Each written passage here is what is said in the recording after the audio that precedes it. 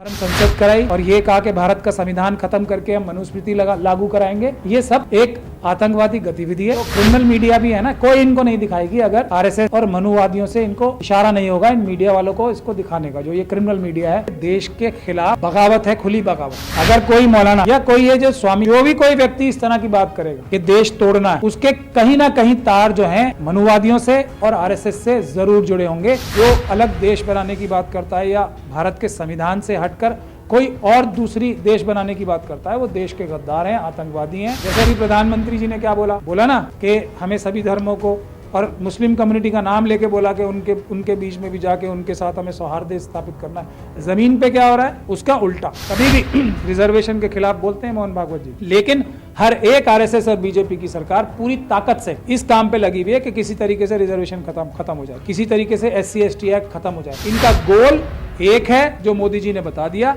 ये हिंदू मानते हैं सिर्फ अनरिजर्व कैटेगरीज को, जो उन्होंने 10% EWS की रिजर्वेशन दी है, उसके अलावा किसी को ये हिंदू नहीं मानते अपने दिल के अंदर और सबसे दुश्मनी रखते हैं। हिंदू राष्ट्र बनाने की कोई बात नहीं की जा रही है, बल्कि ये कहा जा रहा है कि हम हथियारों के बल, हम ताकत के बल पे, हम खून बहा के, जो सुरेश चौहान के नीचे तो एकदम साफ साफ कहा ना, जान देंगे और जरूरत पड़ी तो जान लेंगे भी। ये सारे नागपुर से गाइडेड हैं जी। नागपुर आरएसएस जी के ये सब एक तरह से फुट सोल्जर्स हैं। हाँ। और ये नागपुर के इशारे पर ही सारे काम कर रहे हैं। हाँ। और आरएसएस और मनुवादियों के इशारे पर ये सारे काम कर रहे हैं। अच्छा। तो इसमें ये कहना एकदम गलत है। मैं आपकी इस बात से बिल्कुल एग्री नहीं करता हूं कि ये इनको खुद कोई आर्ट आ गया है। कोई ये जो क्रिमिनल मीडिया भी है ना, कोई इनको नहीं दिखाएगी अगर आरएसएस और मनुवादियों से इनको इशारा नहीं होगा इन मीडिया वालों को इसको दिखाने का। जो ये क्रिमिनल मीडिया है, जो अपने आप को मेन स्ट्रीम मीडिया कहती है, तो ये तो आप बिल्कुल भी भूल जाइए कि इनके अंदर कोई चमत्कार है या इनके अंदर कुछ भी ऐसी शक्ति है या इस प्रकार की कोई भी शक्ति है कि अपने आप को मीडिया में, क्रिमिनल मीडिया में ही क्यों ना सही, अपने आप को ला सकते हैं। ऐसा कुछ नहीं है। ये सिर्फ एक फुट सोल्जर हैं आरएसएस और मनुवादियों के, उसी हिसाब से ये काम कर रहे हैं। तो इनको उस पर्सपेक्टिव में देखना चाहिए। इनसे पहले बहुत सारे और भी फुट सोल्जर्स हैं, जैसे सुरेश चौहान के साहब हैं, जैसे और दूसरे लोग हैं जिन लोगों ने धर्म संसद कराई और ये कहा कि भारत का संविधान खत्म करके हम मनुस्मृति लागू कराएंगे।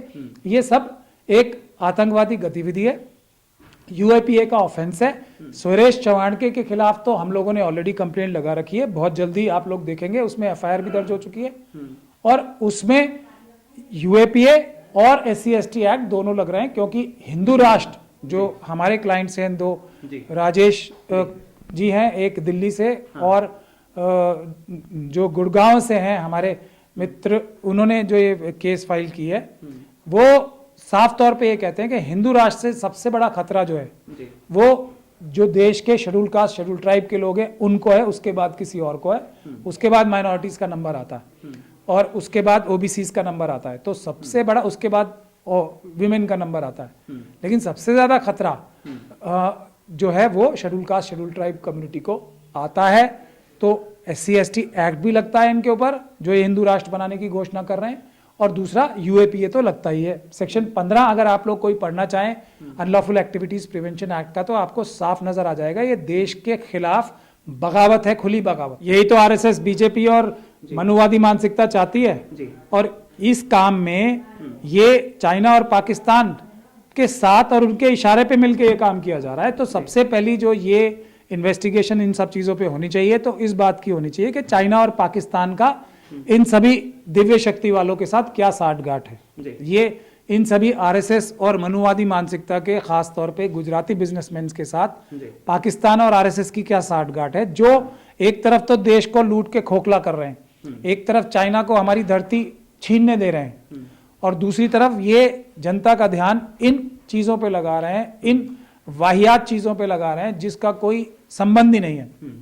कोई दिव्य शक्ति रखता है या नहीं रखता है, उससे बेरोजगारी का कोई मतलब नहीं है। तो इसीलिए मैं इसको वाहियात कह रहा हूं। किसी के पास दिव्य शक्ति है या नहीं है ये वो जाने और उसके फॉलोअर्स जाने, लेकिन देश के मुद्दों से, चाइना के तरफ से, पाकिस्तान की तरफ से जो ध्यान हटा के जो अपनी तरफ आकर्षित करने की साजिश है, इसमें ये क्रिमिनल मीडिया भी शामिल है, आरएसएस और बीजेपी के लोग तो शामिल हैं ही, और चाइना और पाकिस्तान के लोग भी शामिल हैं। मैं बोल तो रहा हूं आपको, अगर कोई मौलाना या कोई ये जो स्वामी, मैंने अभी तो आपको बताया कि जो भी कोई व्यक्ति इस तरह की बात करेगा कि देश तोड़ना है, उसके कहीं ना कहीं तार जो हैं मनुवादियों से और आरएसएस से जरूर जुड़े होंगे, वरना कोई भी हमारे देश का नागरिक, खास तौर पे एससी, एसटी, ओबीसी और माइनॉरिटीज का कोई भी नागरिक देश को जोड़ना चाहेगा, देश को मजबूत करना चाहेगा, देश को ताकतवर करना चाहेगा, देश तोड़ने की या कोई अलग देश बनाने की बात कर ही नहीं सकता कोई।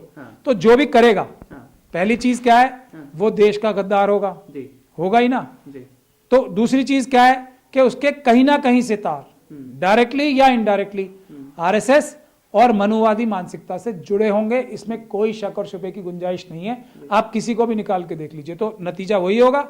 जो भी ये करेगा, चाहे ये सुरेश चौहान के हैं या ये क्या नाम है इनका, नए वाले जो बाबा, जो भी शास्त्री जी हैं वो हों, या दूसरे लोग हों जिन्होंने अभी काशी में एक धर्म संसद की थी, वो सभी, या कोई किसी और धर्म का भी व्यक्ति हो जो अलग देश बनाने की बात करता है या भारत के संविधान से हटकर कोई और दूसरी देश बनाने की बात करता है, वो देश के गद्दार हैं, आतंकवादी हैं, उनको सबको जेल के पीछे होना चाहिए। मुझे दुख होता है कि एनआईए इस पे कोई एक्टिविटी कार्रवाई नहीं कर रही है, सीबीआई इस पे कोई कार्रवाई नहीं कर रही है, इस पे जो स्टेट पुलिस है, जिस राज्य में इन्होंने ऐसी बातें बोली हैं, वहां की स्टेट पुलिस इनके खिलाफ कोई कार्रवाई नहीं कर रही। उससे ज्यादा मुझे हैरानी और दुख और परेशानी इस बात से होती है जो हमारे नॉन बीजेपी आरएसएस स्टेट्स की राज्य सरकारें हैं, क्योंकि ये पूरे देश का मामला है, तो वो लोग क्यों नहीं इनके ऊपर यूएपीए का मुकदमा दर्ज कर रहे हैं। हम जैसे लोगों को, जब हमारे पास क्लाइंट्स आते हैं, तो उनको कोर्ट के माध्यम से इनके खिलाफ एफआईआर क्यों दर्ज करानी पड़ती हैं, क्यों इन्हें कोर्ट के माध्यम से जेल में भेजने का काम करना पड़ता है, जबकि जो नॉन बीजेपी और नॉन आरएसएस सरकारें हैं उनके पास पूरी ताकत है, क्योंकि देश तो सबका है ना। चाहे जो अपोजिशन की जो स्टेट्स हैं उनकी भी जिम्मेदारी देश को इकट्ठा रखने के लिए और देश में आतंकवादी पकड़ने की, चाहे वो उस राज्य की सीमा से बाहर ही क्यों ना हो, उनकी भी जिम्मेदारी है। ऐसे बहुत सारे एग्जाम्पल्स पहले भी मौजूद हैं, जैसे दिल्ली की स्पेशल सेल है, वो अलग अलग राज्यों में आतंकवादी घटनाओं को रोकने के लिए बहुत सारे लोगों को अरेस्ट करती है।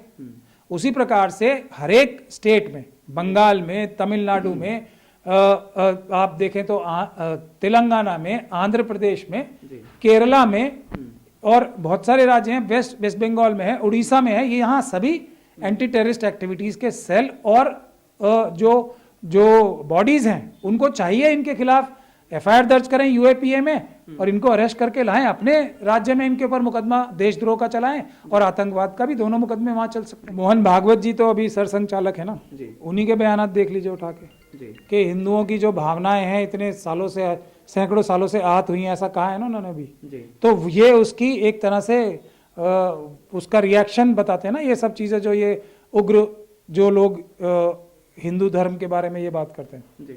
जो अगर आप ध्यान से संचालक का ही बयान देख लें ध्यान से, तो आपको समझ में आ जाएगा कि इन्हीं लोग। और फिर बजरंग दल किसका है, ये सारे संगठन हैं किसके, सभी इन्हीं के तो है ना। तो ये कहाँ मना करते हैं कि ये हमारे नहीं है संगठन, मना किया इन्होंने कभी नहीं मना करेंगे। और मना करने के अलावा इनको तो इनके हिसाब से राष्ट्र की बड़ी चिंता है ना, ये तो भारत के संविधान के विरुद्ध जाके ये सब बातें कर रहे हैं। तो अगर ये अपने आप को राष्ट्रभक्त कहने का जो एक तरीके से ढकोसला करते हैं, उसमें 1% लेश मात्र भी सच्चाई है, तो ये खुद ही फोन करके एफआईआर करा देंगे इनके खिलाफ। ये है सबसे बड़ा सबूत।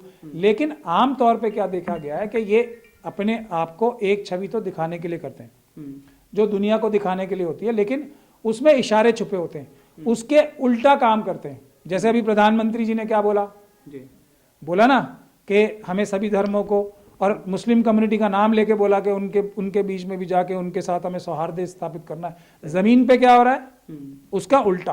तो इनकी किसी भी बात को झूठी समझना चाहिए। जब प्रधानमंत्री अपने प्रधानमंत्री के पद पे होके इस प्रकार की झूठी बातें कर सकते हैं, बार बार झूठ बोल सकते हैं, तो बाकी लोगों की तो बात ही क्या है। लेकिन बात यह है, सीधी सीधी बात यह है कि प्रधानमंत्री का पद जो बहुत पावरफुल होता है, और कम से कम जो इनके डिसिप्लिन सोल्जर्स हैं, जो आरएसएस और बीजेपी के कार्यकर्ता हैं, वो तो मानेंगे ना। अगर हाथ का इशारा करके या पीछे से ये अंडरस्टैंडिंग से ये बयान नहीं दिए जाते कि तुम्हें करना तो वही है जो हम तुम्हें चुपचाप बताते हैं। हम ऊपर से दुनिया को दिखाने के लिए हम ये बातें बोलते हैं, उस पर बिल्कुल ध्यान नहीं देना है। जो इंटरनल या छुपी हुई इंस्ट्रक्शंस आती हैं उसको फॉलो करना है। ये तो एक बहुत लंबे टाइम से एक वो चला आ रहा है, एक इनका मेथड है जो आप बार बार देखते हैं बाबरी मस्जिद से और उससे पहले भी। अब ये कोई भी आज देखिए, उससे भी बड़ी बात मैं आपको बताता हूं कोई भी ये कभी भी रिजर्वेशन के खिलाफ बोलते हैं मोहन भागवत जी, लेकिन हर एक आरएसएस और बीजेपी की सरकार पूरी ताकत से इस काम पे लगी हुई है कि किसी तरीके से रिजर्वेशन खत्म हो जाए, किसी तरीके से SC/ST एक्ट खत्म हो जाए। ये लेकिन मोहन भागवत जी कभी बोलेंगे? वो तो आजकल तो बिल्कुल रिजर्वेशन के फेवर में बोलने को तैयार हो रहे हैं। तो ये सब चीजें समझने की बात है, इनके किसी भी छलावे में नहीं आना चाहिए। इनका गोल एक है जो मोदी जी ने बता दिया, ये हिंदू मानते हैं सिर्फ अनरिजर्व कैटेगरीज को, जो उन्होंने 10% EWS की रिजर्वेशन दी है, उसके अलावा किसी को ये हिंदू नहीं मानते अपने दिल के अंदर और सबसे दुश्मनी रखते हैं। तो जो अनरिजर्व कैटेगरी में EWS में अप्लाई कर सकता है वो ही इनकी नजर में हिंदू है। प्रधानमंत्री जी ने ये कहा भी कि हमने हिंदुओं को EWS के माध्यम से 10% रिजर्वेशन दे दी है। तो उससे हिंदू की डेफिनेशन तो कम से कम प्रधानमंत्री जी ने हम सब के लिए एकदम साफ कर दी है कि मनुवादी मानसिकता के लोग हिंदू किसे मानते हैं। सिर्फ EWS जो अप्लाई कर सकता है वो 3 कास्ट के लोग अप्लाई कर सकते हैं, उनके अलावा किसी को हिंदू नहीं मानते। प्रधानमंत्री जी ने ऐसा साफ कर दिया। जब तक मेन कॉन्स्पिरेटर्स के खिलाफ कानूनी कार्रवाई नहीं होगी तो फुट सोल्जर्स को कितना भी पकड़ लो आप, सिर्फ हिंदू राष्ट्र बनाने की कोई बात नहीं की जा रही है, बल्कि यह कहा जा रहा है कि हम हथियारों के बल पे, हम ताकत के बल पे, हम खून बहा के, जो सुरेश चौहान के नीचे तो एकदम साफ साफ कहा ना, जान देंगे और जरूरत पड़ी तो जान लेंगे भी। और अभी ये जो नए नए जो स्वामी आए हैं वो भी खून देने की बात कर रहे हैं और सुभाष चंद्र बोस साहब का नाम ले रहे हैं। वो एक अंग्रेजों के खिलाफ जो है खून का, तुम मुझे खून दो और मैं तुम्हें आजादी दूंगा, वो अंग्रेजों से हमारा खुला युद्ध चल रहा। तब भारत का संविधान नहीं था, तब हम लोग भारत के लोग, हम भारत के लोग देश के मालिक नहीं थे, तब अंग्रेज मालिक थे। उनके खिलाफ हम लोगों को जोर से, ताकत से आजादी लेने की मजबूरी थी। आज हमारा संविधान है, हमारे सब अधिकार संविधान से सुरक्षित हैं। देश के नागरिक जितने भी हैं वो देश के मालिक हैं, ये संविधान ने बना रखा है। अब हम किसके खिलाफ खून बहाएंगे? अब हम किसका खून बहाएंगे? ये खुले आम भारत के संविधान से, भारत राष्ट्र से, Bharat state, country, India as a country से बगावत है, जिसका अंजाम सिर्फ एक है और वो है इन लोगों को अरेस्ट करना और अल्टीमेटली इन सबको फांसी पे चढ़ाना। और ये एक दिन होने वाला है। कानून इनके ऊपर मुकदमे चलाएगा और ये जो आर्म्ड रिबेलियन की बातें कर रहे हैं उसमें सजा मौत इनको होगी सब। और जब तक भारत के संविधान के हिसाब से, कानून के हिसाब से इनके ऊपर फ्री एंड फेयर, पूरा ट्रांसपेरेंटली, अगर जब अंबेडकरवादियों की सरकारें आएंगी तो हम जब देशद्रोह का मुकदमा चलाएंगे इनके ऊपर, तो वो ऐसा नहीं होगा कि बंद कमरे में हो। हम पूरी दुनिया के सामने free and fair open trial करके ये साबित करेंगे कि ये चाइना और पाकिस्तान के साथ मिलकर भारत राष्ट्र को कमजोर करने के लिए, भारत के टुकड़े करने के लिए, ये मनुवादी मानसिकता के लोग जो हिंदू राष्ट्र बनाने की बात करते हैं, वो हम फ्री एंड फेयर ट्रायल करेंगे। तब हम बाकी जो आजकल के ट्रायल्स हो रहे हैं, जो झूठे ट्रायल से करते हैं, वैसे नहीं होंगे। जो भारत का संविधान कहता है कि free and fair trial open courts में होंगे, हम बाकायदा टेलीविजन पे टेलीकास्ट कराएंगे और पूरी मौका देंगे इनको भी अपने आप को डिफेंड करने का।